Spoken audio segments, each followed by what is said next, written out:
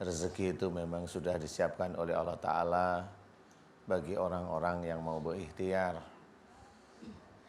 Semua termasuk menikah itu akan disiapkan karena apa? Karena itu salah satu sunnah Rasul. Jadi bagi seorang laki-laki nggak usah takut walaupun modalnya sedikit kan itu. Kan nggak apa namanya? Nggak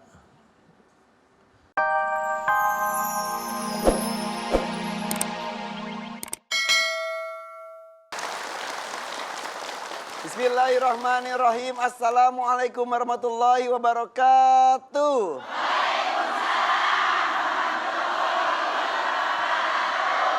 Waduh, semangat sekali ibu-ibu. Sehat semuanya? Alhamdulillah. Saya Irfan Hakim bersama Ustadz Danu juga dalam kondisi sehat walafiat insya Allah Ustadz ya. Minta doanya, mudah-mudahan kami diberikan kesehatan terus oleh Allah supaya bisa menjumpai pemirsa di rumah dalam acara yang sangat ditunggu-tunggu. Inilah dia Siraman Kolbu, Sejukkan Hati. Ini yang hadir datang dari jam berapa? Jam 1, jam 2.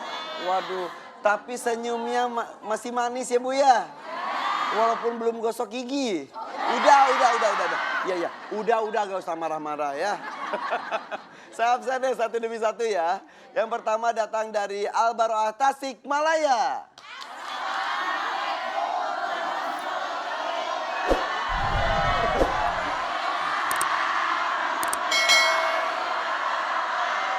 Selanjutnya lebih kompak lagi, IPMI Ciamis.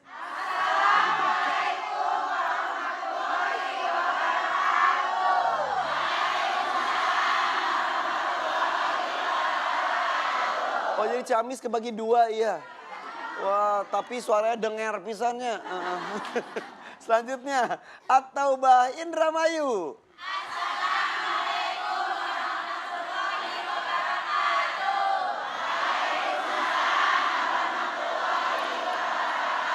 Selanjutnya Al-Istana Majalaya.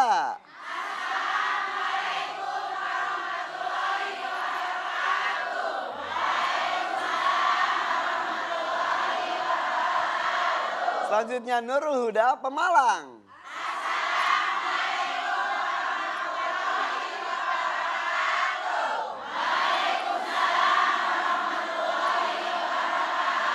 Bapak-bapak mau ucapin salam, silakan Pak.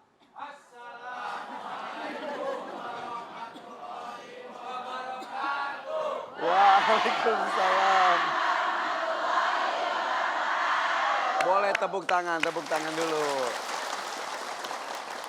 Coba saya mau nanya, di sini ada yang masih jomblo? Sebentar, kalau nenek-nenek hitungannya bukan jomblo ya. Jomblo janda. Yang belum pernah menikah ada enggak? Maaf.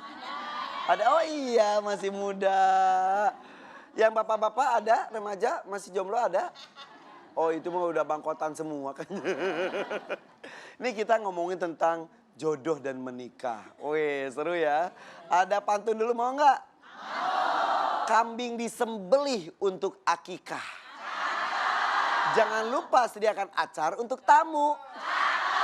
Wahai manusia jangan takut untuk menikah. Karena Allah akan mudahkan rezekimu. Boleh tepuk tangan.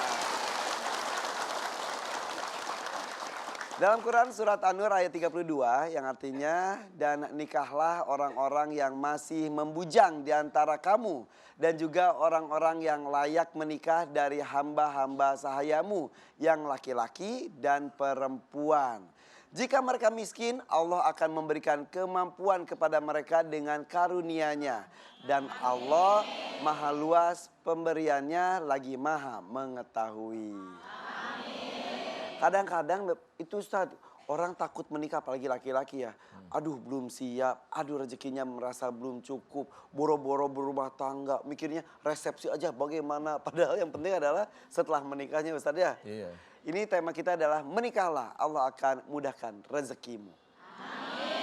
Amin. Janji Allah seperti itu. Silakan Ustaz. Bismillahirrahmanirrahim. Assalamualaikum warahmatullahi wabarakatuh. Waalaikumsalam warahmatullahi wabarakatuh.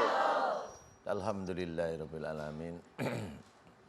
Tema kita adalah menikahlah, Allah akan memudahkan rezekimu. Memang sebenarnya rezeki itu memang sudah disiapkan oleh Allah Ta'ala bagi orang-orang yang mau berikhtiar. Semua termasuk menikah itu akan disiapkan karena apa? Karena itu salah satu sunnah Rasul. Jadi bagi seorang laki-laki nggak usah takut walaupun modalnya sedikit, kan itu. Kan nggak apa namanya? Banyak juga wanita yang sebenarnya nggak perlu resepsi dalam menikah juga mau. Iya. Yang Tidak. penting halal dan syah. Yang penting halal dan sah. Karena itu juga sudah menjadi trending topik saat ini. Jadi laki-laki pun mau menikah tanpa resepsi. Nikah siri maksudnya. Secara hukum agama boleh-boleh aja. Iya. Tapi kekuatan hukum secara legalnya kadang-kadang jadi lemah, kaum perempuannya kasihan Ustadz ya. Kasihan karena laki-lakinya masih punya istri. Makanya dia juga milih ngeyem itu istrinya. Itu juga nggak usah rame-rame ya, takut ketahuan masalahnya. Jadi intinya adalah menikah ini Allah akan memberikan rezeki bagi orang-orang yang meyakini Allah Ta'ala. Ya, yang meyakini Allah Ta'ala akan diberikan rezeki. Nah, bagi kita sebagai seorang muslim harus kita ketahui kalau kita menjalankan sunnah dari Rasul, salah satunya anak menikah, ya nggak usah takut. Yang penting jelas ikhtiarnya jelas ada. Karena kalau menikah maunya nganggur, maunya ini, nyenengin nafsu aja, ya nggak bisa kita seperti itu. Ya, karena sudah harus istilahnya.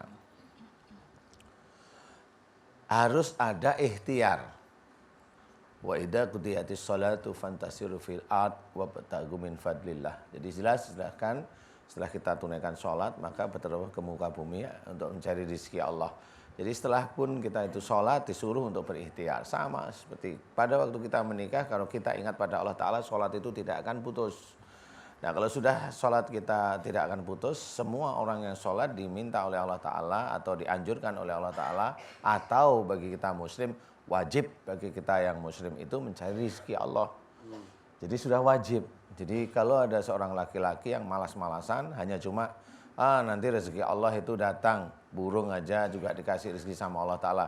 Jangan berpikir seperti itu. Burung pun dia ikhtiar. Iya. Kalau dia hanya di kandangnya ada, mati dia nanti lama-lama. Tetap dia mencari. Dia tetap mencari seperti itu. Jadi jangan berpikiran kita seperti burung, maksudnya kita hanya berpikiran burung pun disediakan, cacing dalam tanah disediakan, iya semuanya disediakan, tetapi tetap mencari. Seorang muslim yang taat, dia mau menjalankan sunnah Rasul, dia pun harus mencari untuk menghidupi istrinya, dia harus mencari untuk menghidupi anaknya nanti, paling tidak istrinya.